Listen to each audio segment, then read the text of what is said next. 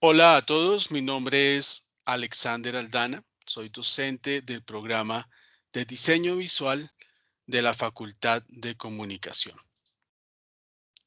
En esta ocasión hablaremos de animación 2D, un espacio académico que hace parte de la estructura curricular que se ofrece dentro del programa de diseño visual. Animación digital 2D, programa de diseño visual, Facultad de Comunicación. El día de hoy revisaremos dos ítems fundamentales. Primero, entender qué es la animación. La definición de la animación, de este campo disciplinar, de este gran ámbito de desarrollo digital, conceptual, y que hoy en día pues tiene una gran pertinencia en nuestra contemporaneidad, en nuestro quehacer y nuestro entendimiento del ámbito visual. ¿Cuál es su contexto? ¿Cuál es su historia? ¿Cuál es su desarrollo histórico? Y bueno, esos roles actuales que le permiten estar en la vanguardia de la comunicación. Por otro lado, también cuál es esa estructura base que da pie para que todos los proyectos de animación surjan, las emociones e historias, el ámbito narrativo, qué es lo que se está narrando a través de las animaciones. Segundo, lo que debes saber para tus proyectos de animación. En este caso, revisaremos los 12 mandamientos de animación. 12 principios fundamentales para poder aplicar a los personajes, a los escenarios, a las situaciones, a las escenas que se desarrollan dentro de cualquier proyecto de animación. Y por último, cómo eventualmente estas estructuras pues están visualizadas, se reflejan dentro del lenguaje digital. Comencemos. ¿Qué es animación? Es una ilusión de movimiento. Tiene su origen en el desarrollo del cinematógrafo, el proceso cinematográfico, todo lo que dio pie para el origen del proceso cinematográfico. Recordemos que el origen cinematográfico tiene, en este caso, el desarrollo tecnológico que se genera para propiciar el comienzo del cine, pues tiene un origen científico. Esos instrumentos, esos aparatos, esas tecnologías que se desarrollaron dentro del proceso fotográfico tienen inicialmente un fin y este fin es la observación científica, el establecer procesos de estudio sobre la óptica, por ejemplo, ¿sí?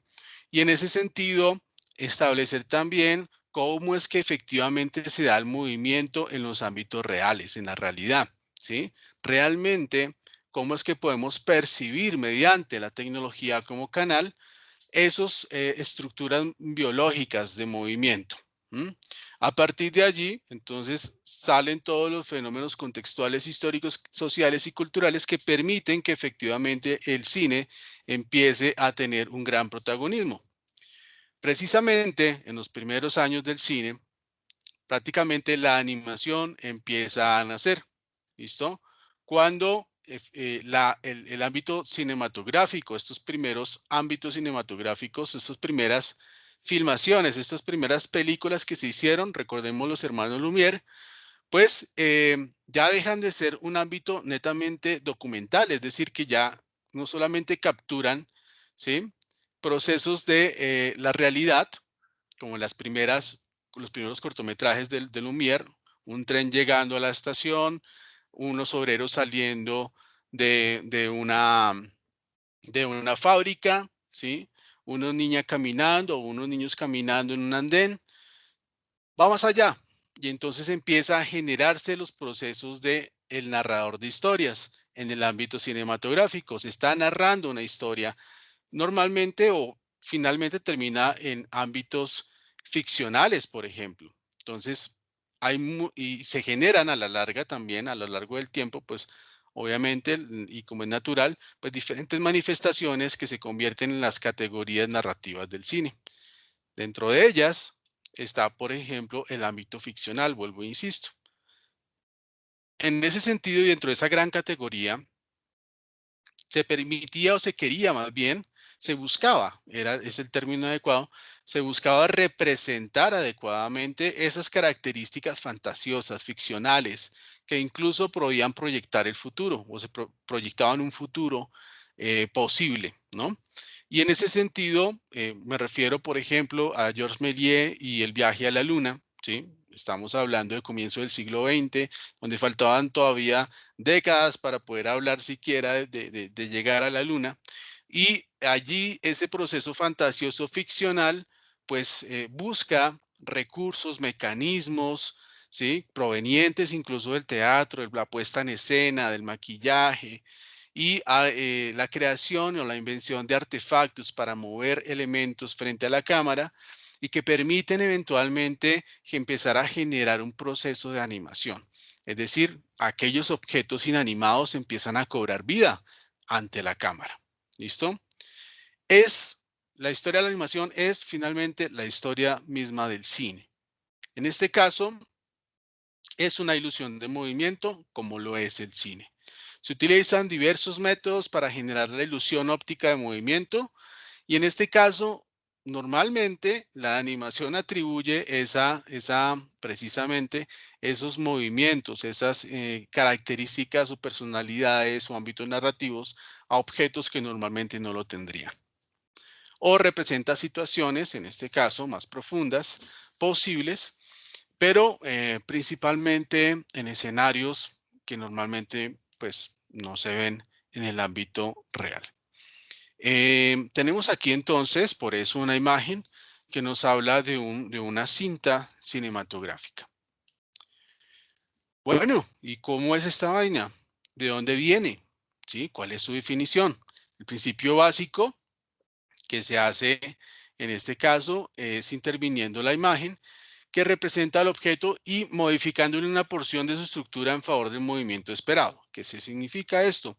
Es cuando tienes un objeto, por ejemplo, un objeto, y a ese objeto luego lo replicas, bien sea mediante un proceso fotográfico o un mismo dibujo, por ejemplo, y a ese nuevo dibujo, a esa nueva réplica, se le hace una leve modificación en la estructura del personaje o en frente a la estructura del objeto que se está representando.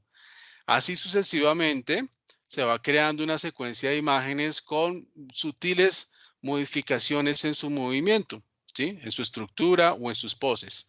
Y eso permite, a la larga entonces, cuando se exhibe esa secuencia de imágenes, se exhibe, permite que ese movimiento empieza a fluir a través de un efecto óptico. ¿Listo? Realmente, como decíamos anteriormente, el cine pues es un efecto óptico, ¿no? En este caso, hablaríamos, por ejemplo, o se hablaba durante mucho tiempo y todavía se sigue hablando de la teoría de la persistencia retiniana. Ejemplo, hoy en día hay muchas características de estudio, pues que como toda teoría, pues tiene sus detractores o tiene sus personas críticas, ¿no? Su pensamiento crítico sobre la teoría. Y efectivamente hay algunas instancias o corrientes contemporáneas, pues que em, pues modifican o critican esta parte de la persistencia retiniana, pero durante muchísimos años y todavía se sigue teniendo como base de explicación los fenómenos de la animación, la teoría de la persistencia retiniana. Así lo mismo con los elementos del proceso clásico del cine. En este caso, el ojo retiene la impresión de una imagen por unos segundos y la superpone con la otra que se le exhibe, ¿sí? Entonces, en ese sentido, si yo tuviera una secuencia de imágenes, ¿cierto? Que tienen leves modificaciones, no es la misma imagen una y otra vez, sino que esa imagen empieza a tener leves modificaciones y se pasan a una velocidad determinada, una alta velocidad, ¿sí? Yo tengo la primera impresión de la primera imagen o el primer dibujo y no termino, cuando me quitan la imagen, no termino todavía en el caso de la teoría de la persistencia retiniana, todavía la figura está asociada o está impregnada dentro de mi retina. Entonces lo que me hacen es colocar la otra imagen, ¿cierto? Rápidamente, que tiene una leve modificación, ¿sí? Entonces no me da tiempo, digamos, de ver el salto entre imagen e imagen, sino lo que veo es, ¿sí? Una ilusión óptica donde se superponen una imagen tras otra, rápidamente, ¿sí? Como vemos aquí en el GIF animado, es una secuencia de imágenes, una tira con secuencias de dibujos que tienen modificaciones tanto en el objeto como en el personaje. En este caso, a través de sus piernas. Son dibujos. Y cuando se coloca a una velocidad alta, ¿sí? Se repite, perdón, se proyecta esa secuencia de imágenes con leves movimientos. En este caso, genera la sensación de movimiento, ¿sí? En este caso, por ejemplo, un tip tecnológico, cada una de las imágenes que componen el proyecto de esas secuencias los llamamos fotogramas o frames en inglés. Y el número de fotogramas utilizado en el cine mudo por segundo era de 16 fotogramas para generar el movimiento. Cuando empezó el movimiento del cinematógrafo, se utilizaban 16 imágenes para generar un segundo de movimiento. En este caso, esto permitía también una alteración en el movimiento, en el movimiento de los personajes y como uno veía efectivamente esas proyecciones de las primeras películas del cine silente, ¿no? Y era un poco exagerado el movimiento y era un poco más rápido, precisamente por el número de frames o de fotogramas que se utilizaba en aquel entonces. Luego, posteriormente, llega el cine analógico, estereoscópico y a color, que es donde ya hay una evolución tecnológica sobre la producción de filmar, ¿cierto? La película y de obviamente también reproducirla. Y en ese sentido, pues ya se utilizaron no 16, sino 24 frames por segundo. Y ya se normaliza, se vuelve más plausible dentro de esa ilusión óptica el movimiento de los personajes, en la interpretación de la realidad a través de la proyección cinematográfica. También, ya cuando entra el cine digital, pues tenemos que a veces utilicen, dependiendo del proyecto, entre 30 o más frames por segundo. En este caso, mm, prácticamente debemos todo a una serie de eventos y de experimentos científicos dentro de la óptica que nos permiten a entender el proceso del movimiento, como planteaba al comienzo, y que a través de una serie de experimentación con la forma y el encaje y la secuencia de imágenes, pues nos permiten asociar e interpretar la imagen en movimiento. En este caso, estamos viendo el clásico juguete que es el taumatropo de John Ayrton Paris de 1824. En este caso, un papel que tiene un dibujo o una fotografía, en este caso lo podemos hacer de manera contemporánea, por lado y lado, ¿cierto? Y dos hilitos. Esos hilitos se enrollan y lo que hacen es jalarse hacia pues, extremos opuestos y el papel da vueltas y da nuevamente esa percepción, ¿sí? De la imagen, una imagen en secuencia a alta velocidad que permite generar un efecto óptico en este caso, casi siempre, para que funcione muy bien el taumatropo, en una cara del juego, del disco, se dibuja un objeto y en la otra se dibuja un elemento que pueda estar conteniendo ese objeto. Es muy famoso, por ejemplo, este que vemos acá, donde está la jaula de pájaro, y en el otro lado del disco, pues veremos un pájaro cuando el traumatropo se jala y empieza a funcionar, ¿cierto? A dar vueltas rápidamente, pues lo que vemos es finalmente el pájaro dentro de la jaula, a pesar de que son imágenes separadas. Está el zootropo, ya es una estructura, es un juego bellísimo, ya más elaborado, en este caso, pues inventado por el señor Horner en 1834. Y aquí, como vemos, en la parte izquierda tenemos el contenedor, el tambor, ¿sí? Que gira en torno a su propio eje y que tiene unas pequeñas rendijas por las cuales se ve o se percibe, perdón, el movimiento. En este caso, en la parte derecha superior, tendríamos las cintas, ¿no? En este caso, lo que correspondería, digamos, a lo que hemos estado viendo serían los frames o esos fotogramas en teoría, ¿no?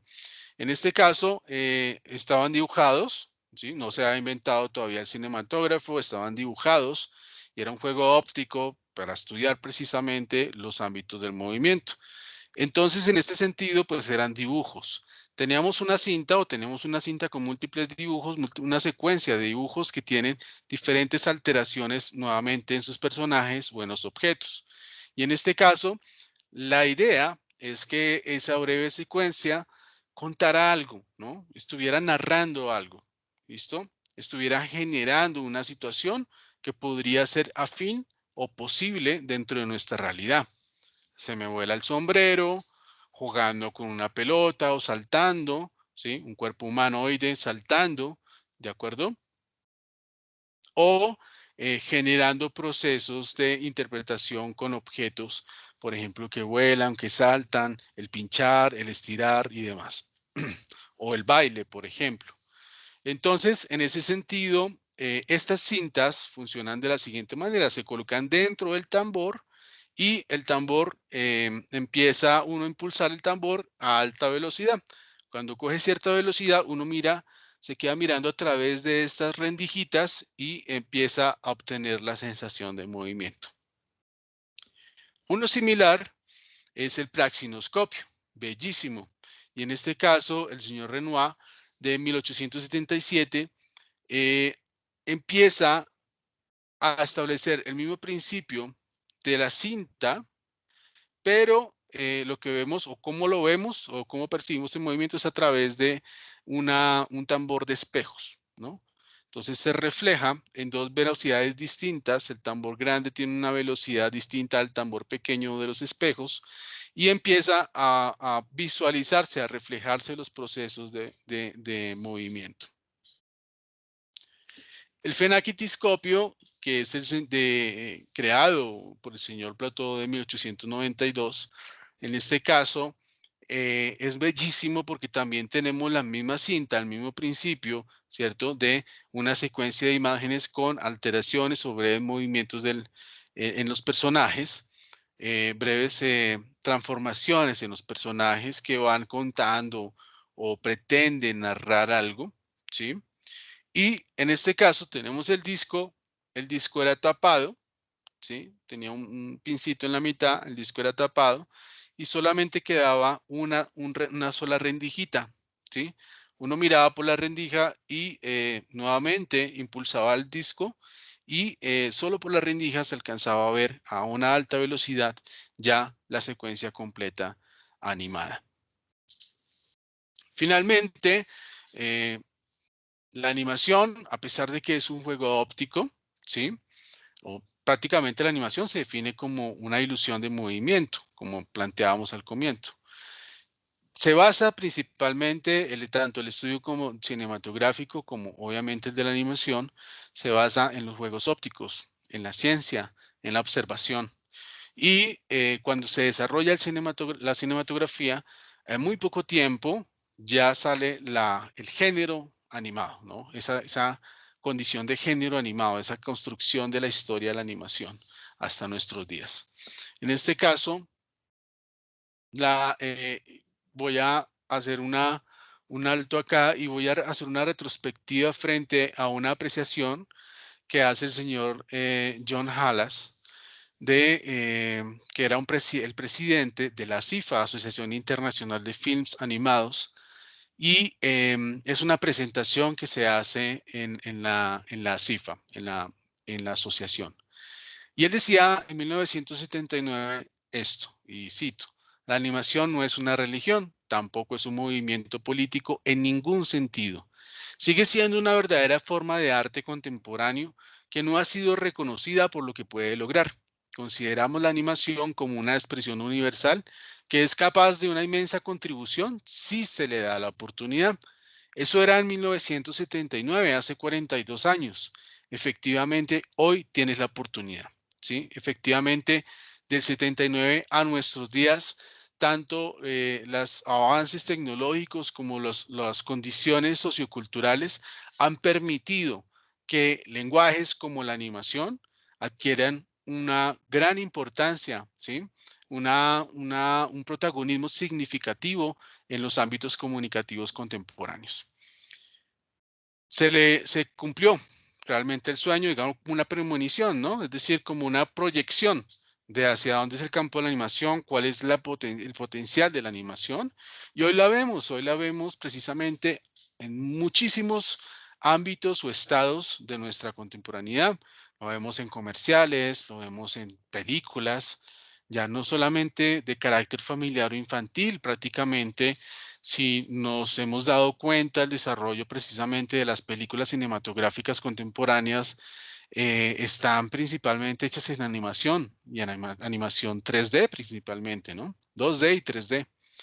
Eh, en la televisión, dentro de los programas, en las cortinillas de televisión, por ejemplo, en múltiples elementos, por ejemplo, desde los GIF animados que colocamos en los chats, ¿sí? En redes sociales ya es muy común o es más común el uso del video que la misma fotografía, por ejemplo. Entonces, es el momento de la animación. ¿Listo? ¿Cuáles son los estándares o las bases en los cuales se basa esa animación? Es el transmitir y el narrar y contar historias, ¿sí? El narrador de historias, es narrador de historias que normalmente lo vemos dentro de la literatura, ¿sí?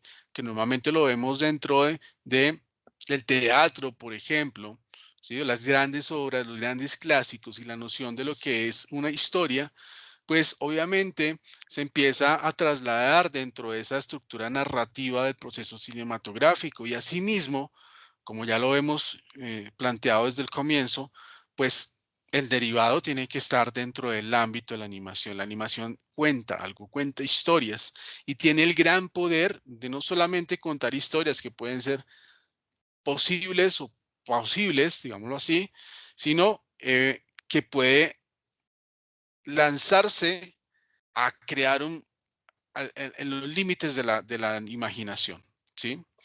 Es decir, que prácticamente la animación se vuelve un canal en el cual la creación, la creatividad, ¿sí? Es infinita.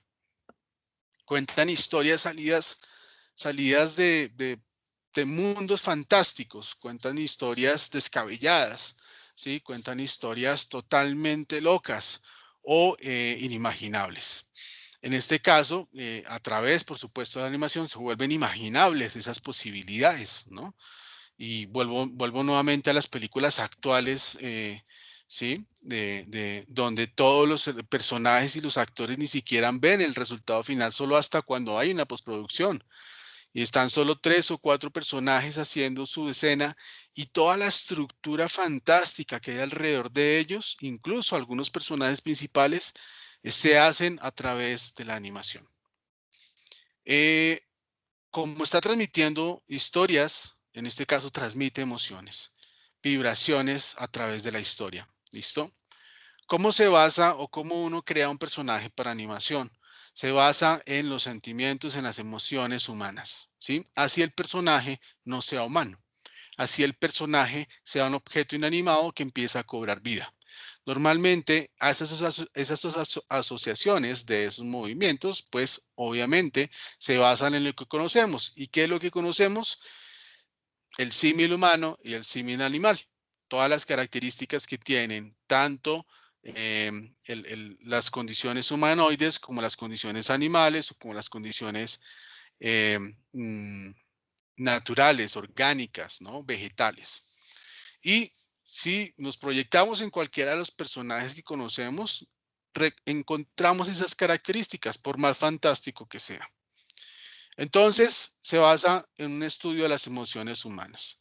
Estamos hablando de crear historias, de contar historias que vibran, ¿no? Que nos mueven, ¿cierto? Y que nos colocan en estados inimaginables. Nos basamos entonces para la creación de personajes, por ejemplo, en estudios de las emociones, ¿sí? En los estudios de las emociones, en los gestos que se producen las emociones humanas y en ella nos basamos para crear los procesos de animación.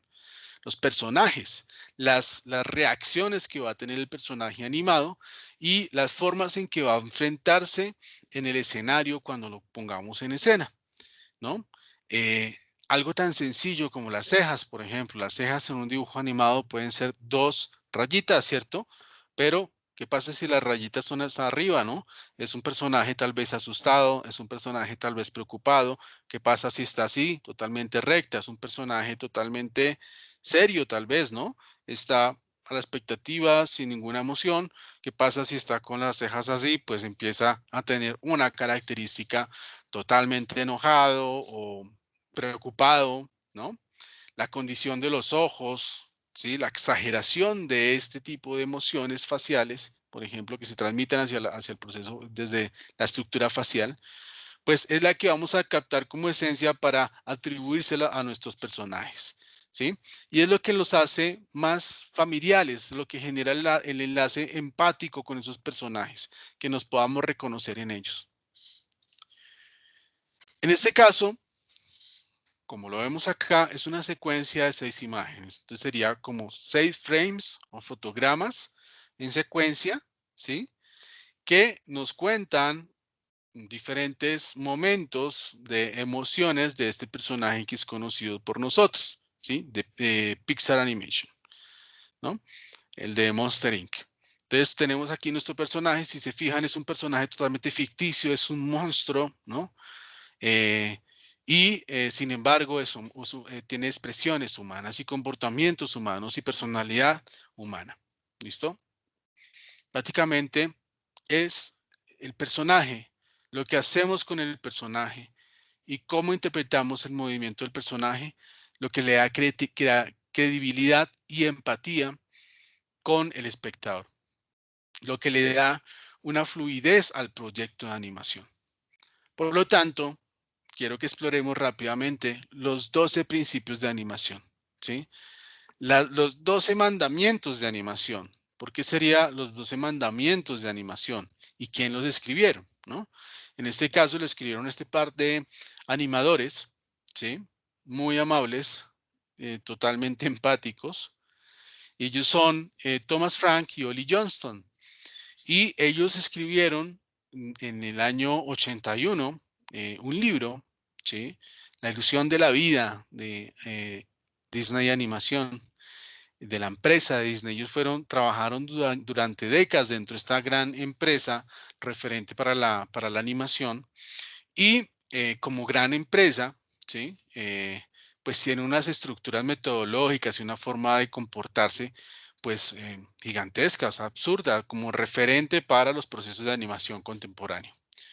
Y ellos entonces lo que hacen es escribir un libro donde recopilan la teoría, ¿sí? De su acción cotidiana, el día a día, trabajando en los estudios de Disney, ¿sí? ¿Qué es lo que les tocaba enfrentar en los problemas de la narrativa, de la creación, a nivel estructural técnico?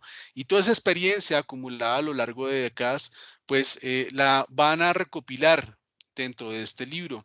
Y este libro a partir de ahí se convierte en uno de los elementos bibliográficos más buscados y más leídos en los procesos de animación, entendiendo también que esos 12 principios son tan universales que se aplican también en los procesos de animación, no solamente tradicional, sino animación digital. ¿Listo?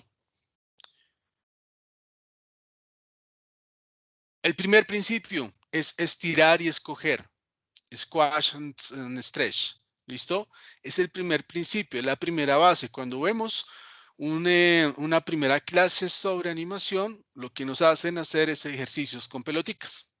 La pelotica viene y rebota, ¿sí? En un espacio determinado, en una escena. En este caso, el principio de estirar y de encoger es el más importante y porque le da una sensación de peso y flexibilidad a los dibujos, ¿sí? Al proceso del personaje, al dibujo. Puede hacer entonces en este caso en un objeto, como explico ahí, se explica lo que estamos viendo, tanto en una pelota, un objeto simple, que es una pelota rebotando, como en una musculatura de un rostro humano, ¿sí? Cómo yo hablo y esta gesticulación empieza a generar procesos de movimiento diferentes dentro de mi estructura ósea y muscular, ¿no? De mi estructura facial. Entonces, en este caso, las animaciones o los personajes dentro de la animación eh, eh, utilizan mucho este primer principio, el estirar y encoger. En la parte de arriba vemos una cinta de secuencia de fotografías tomadas por el señor Muybridge de finales del siglo XIX y él pues empieza a verse, fue donde por primera vez se ve el movimiento real que tiene un caballo con un jinete arriba, ¿no? Pues obviamente cargando un jinete. Y en este caso, principalmente el estudio se da es en cómo efectivamente el caballo, ¿sí? eh, da los pasos para generar su movimiento, para generar su trote, ¿no? El estirar y estira y encoger y da la sensación de movimiento fluido. En este caso, tenemos el ejemplo de la pelota cae y rebota. En el ejemplo A, en el esquema A. En el esquema B está aplicado el estirar y encoger. Entonces, obviamente está más exagerado, pero principalmente lo que hace es dar una modificación a la masa del objeto, ¿sí? Tanto en la aceleración como en la presión. Cuando llega el rebote, hace una presión y tiene que haber un cambio entre la morfología de esa masa y luego la liberación de esa presión. ¿Listo? Este es otro esquema que nos va a facilitar un poco el entender el estirar y escoger. Es un principio básico y no solamente se aplica, como decíamos, a estas peloticas de rebote, sino también como lo vemos reflejado, por ejemplo, en personajes. En la parte derecha lo vemos, ¿no? Un personaje no puede caer totalmente tieso y seguir tieso en su camino, ¿cierto? Seguir así como robot, excepto que sea un robot. Pero si es un personaje humanoide, en este caso, tiene que rebotar. O sea, hay una noción física que lo remite a ser flexible, ¿no? Hay una condición de inercia, de gravedad también y de liberación de la presión sobre los cuerpos. Este es el principio, ¿no? Estirar y encoger, estirar y encoger, estirar y encoger. No tiene que ser totalmente estático. En este caso, normalmente se utiliza una parábola para representar el movimiento. Es decir, tú no caes así, sino caes así, ¿no? Y en ese sentido hay un impulso y luego vuelve y libera esa sensación esa presión que se da en el impulso en otra parábola, un poco más corta, y así sucesivamente. Y se acompaña normalmente estos movimientos de onomatopeyas y líneas de acción, que son onomatopeyas, palabras que representan sonidos, pop, pa, pum, y las líneas que acentúan los movimientos. Está el 2, que es la anticipación. La anticipación se usa para preparar a la audiencia para una acción. En este caso, en el caso de Pedro Mármol, que lo tenemos acá, es un golfista haciendo swing antes de balancear el palo hacia atrás, ¿no? Es el que hace como el amague antes de dar el golpe. Esta anticipación es una técnica para poder generar expectativas sobre la acción del personaje. Lo vemos acá en los movimientos previos antes de deslizarse en el hielo, los movimientos previos que tiene el conejo antes de deslizarse en el hielo. ¿Sí? La acción principal es la de deslizarse en el hielo, pero ¿qué es lo que vemos haciendo al personaje, al conejo? Pues una serie de movimientos en su cuerpo que le permiten tomar impulso para hacer la acción principal. Anticipación.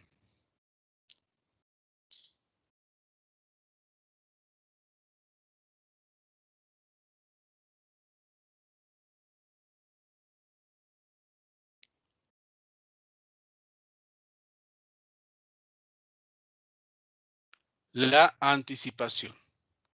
Em, Acá.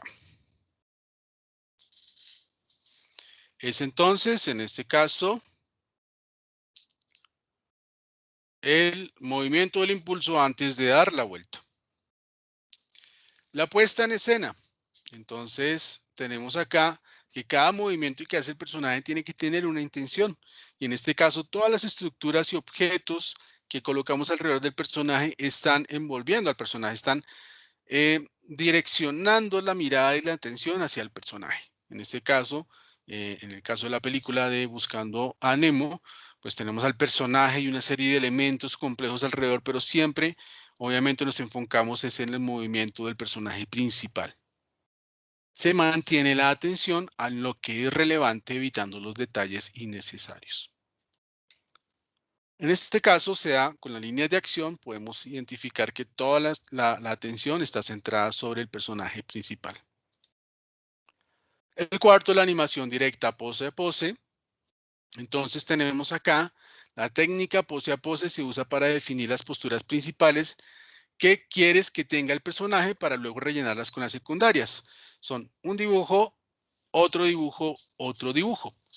En cada uno de estos dibujos, que son los dibujos clave o extremos, entendemos como una acción de movimiento, ¿sí?, principal, para luego, posteriormente, establecer, digamos, a partir de ahí, establecer las características principales del movimiento del personaje.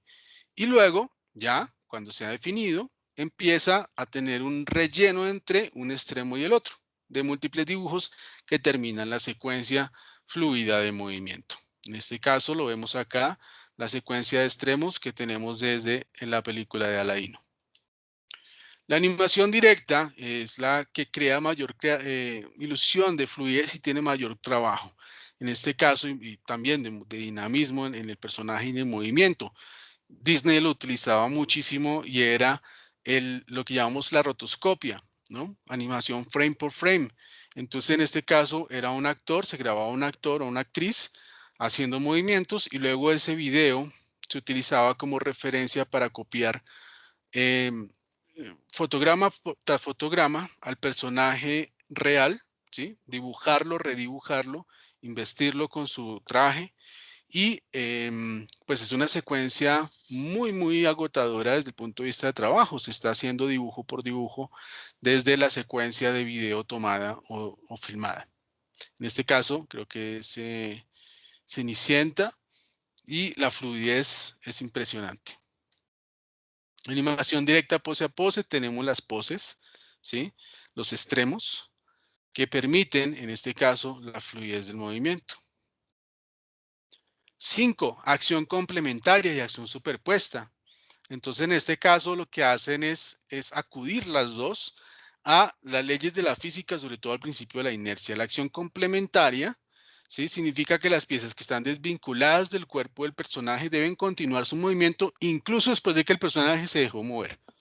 Está moviéndose para y el cuerpo y las otras objetos o elementos siguen su curso natural, digamos, desde el punto de vista de la física. La acción superpuesta es cuando las partes del cuerpo tienden a moverse en diferentes rangos. Entonces, un brazo se va a mover en diferente tiempo que la cabeza, ¿sí? Yo puedo hacer esto, pero el movimiento del brazo va a ser más, más rápido. Vemos dos ejemplos de Disney y en este caso la acción complementaria, la cabeza se frena en Mulan, pero el pelo continúa, ¿sí? Lo hace más natural. Y la acción superpuesta es la gran cola de caballo que tiene, o trenza que tiene Rapunzel y gira más rápido que, eh, eh, gira en un movimiento, en un tiempo totalmente distinto al del personaje. Acción complementaria, acción superpuesta. Acelerar y desacelerar. Entonces, en este caso, es para que simular que los movimientos de los personajes luzcan más naturales. Entonces, crean una mayor, en este caso, en el ámbito de la animación tradicional, crean una mayor cantidad de cuadros. Al principio una acción, luego menos en el medio y luego otra vez más cuadros. Eso permite que haya, ¿sí?, un flow totalmente distinto de animación dentro de movimiento, perdón, dentro de los tiempos de la animación. Se aplica para que los personajes que están moviéndose de una pose clave a otra. Entonces, para generar mayor dinamismo o efectividad dentro del movimiento.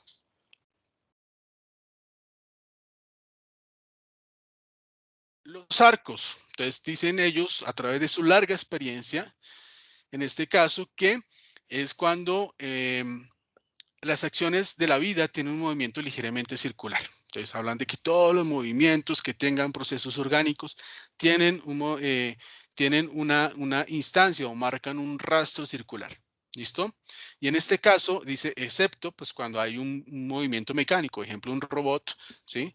Pues ya se mueve totalmente cuadrado, pero normalmente es el arco es el que permite la naturalidad, ¿no? Lo orgánico, la condición más natural, más posible desde el punto de vista de lo vivo. Y en este caso, como lo vemos en la parte de abajo, en la parte de arriba es un fotograma de una secuencia eh, de una película clásica de Disney que se llama, se me olvidó, Fantasía. Y en la parte de abajo tenemos entonces estos arcos de los manos principalmente, ¿sí? Un arco natural, haciendo o apuntando algo, y el otro arco que se vuelve un poco más raro y es cuando tiene una instancia más cuadrangular. Los arcos. La acción secundaria, entonces en este caso es agregar acciones secundarias, no son principales, son muy leves de interpretar, a la acción principal, y esto le da más vida a la escena, ayuda a respaldarla. En el caso de que el señor vaya a golpear la puerta, el hecho de que el brazo esté haciendo este movimiento, ¿sí? Va a darle mayor impulso a la acción del golpeo. En el caso de Bolt, que lo vemos en la parte de abajo, es los piecitos, ¿sí? Esas pequeñas acciones de su cuerpo que permiten complementar la acción que está llevando a cabo. La acción complementaria está aquí en esta parte con el cubo en la parte de arriba. El timing, en este caso, es crear la ilusión de que una acción cumple las leyes de la física. Al ajustar el timing de la escena, en este caso en procesos digitales, también es un elemento clave. Los animadores pueden agregar más cuadros para que este sea más lenta o más suave, ¿sí? Entonces manipulamos los frames para que estos eventos o sucesos sean más lentos o más acelerados. Como vemos acá, las dos antagonistas de este tipo de manipulación, tanto en un extremo de aceleración o de desaceleración, y los diferentes tiempos que en los que interviene el movimiento y la acción del personaje. Ahí está el timing. Y la exageración. La exageración normalmente se da mucho en personajes caricaturescos, pero también normalmente dentro de la acción teatral, ¿no? Del actor normal. En este caso, la exageración levemente de las acciones y las emociones, pues va a transmitir aún más, intensifica aún más el ámbito narrativo que se está tratando de plasmar, ¿no? De transmitir, digamos, volvemos nuevamente al estudio de las facciones humanas desde el comienzo, ¿no? En este caso, la exageración es esa característica que buscamos en la transmisión, un refuerzo para la transmisión efectiva de las emociones. ¿Listo? La exageración. Dibujo sólido, ellos lo recomiendan la exageración, incluso si en este caso no es totalmente caricaturesco, digamos levemente. 11, dibujo sólido. Entonces dicen, bueno, por más que hagas un dibujo, ¿cierto? Hay que tener cierta noción de la tridimensionalidad, del ámbito espacial, unas cuantas sombras, unos cuantos líneas firmes, permiten que el dibujo del personaje pues adquiera volumetría, ¿no? Quiera tener una solidez de volumen y peso frente al proceso de la creación. Dibujo sólido. Aquí hablamos desde la perspectiva del ámbito tridimensional y la interpretación tridimensional del objeto. El 12, finalmente, sería el atractivo. Entonces, este personaje, ¿sí? Es el carisma prácticamente del personaje que está transmitiendo. ¿Cuál es el antagonista? ¿Cuál es el villano? ¿Cuál es el personaje principal de toda historia? Y en ello se constituye también las características de la creación del personaje, ¿no? Ese atractivo que pueda tener el personaje. Redondeado, las formas redondeadas son más amables, son más empáticas que las cuadradas. Bueno, ahí está muy creído. Y eso pues nos va a permitir entonces en la secuencia, aplicándola al personaje, generar una noción de movimiento más fluida. Estos 12 principios de animación se aplican en cualquier proyecto y adquieren, digamos, una noción, una fluidez de movimiento, una fluidez del ámbito narrativo que es importante para lograr un buen proyecto de animación, es decir, llevarlo a cabo finalmente. ¿Listo? Las referencias, para que ustedes puedan consultarlo, La edición de la vida de Disney Animation, Thomas, Frank y Ollie Johnston, Entendiendo los 12 principios de animación de Tammy Coron, un post de el Creative Blog, los 12 principios de animación ilustrados por películas de Pixar, Disney Latino, o My Disney 2019 y disneylatino.com. Bienvenidos todos, bienvenidos a este espacio, bienvenidos a la Fundación Universitaria Compensar. Muchas gracias.